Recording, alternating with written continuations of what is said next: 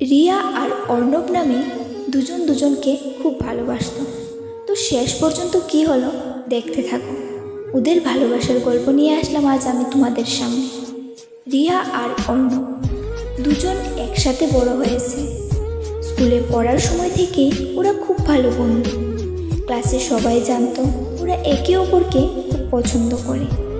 ধীরে ধীরে বন্ধুত্বর জায়গায় ভালোবাসার জন্ম নিল। প্রতিদিন সকালে অর্ণব রিয়াকে স্কুল থেকে নিতে আসতো। রিয়া হাসি মুখে বলতো, আজ তো সুন্দর লাগছে তোমায়। ছোটো ছোটো এই কথাগুলোই ছিল ওদের সুখের কারণ। সময় কেটে গেল, ওরা কলেজে উঠল। তখনও ওরা একসাথে ঘুরতো, চা খেত আর ভবিষ্যতের স্বপ্ন দেখত। আমরা বিয়ে করব, একসাথে থাকবো। কিন্তু হঠাৎ একদিন সব বদলে গেল। অর্ণবের জীবনে নতুন কিছু এলো, পড়াশোনা, নতুন বন্ধু, নতুন বাস্তবতা।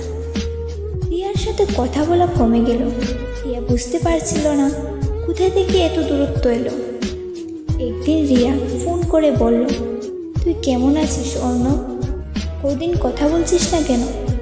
উপাস থেকে ঠান্ডা গলায় অর্ণব বলল, রিয়া, আমি একটু অন্যভাবে ভাবছি এখন।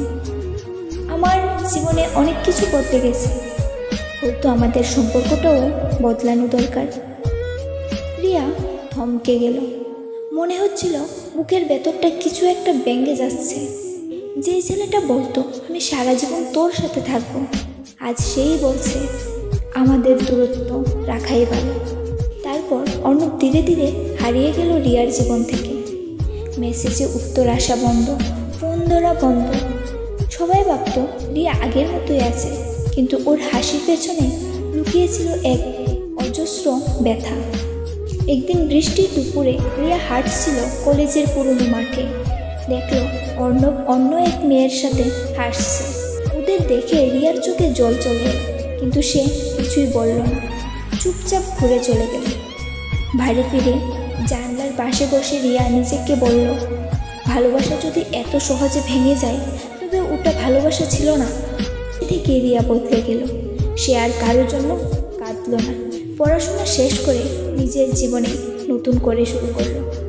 আজ রিয়া একটা চাকরিতে আছে, নিজের মতো জীবন গড়ে নিচ্ছে। মাঝে মাঝে রাতের বেলায় হাওয়ায় ভেসে আসে পুরনো স্মৃতি। তবু রিয়া আর কাঁদে না।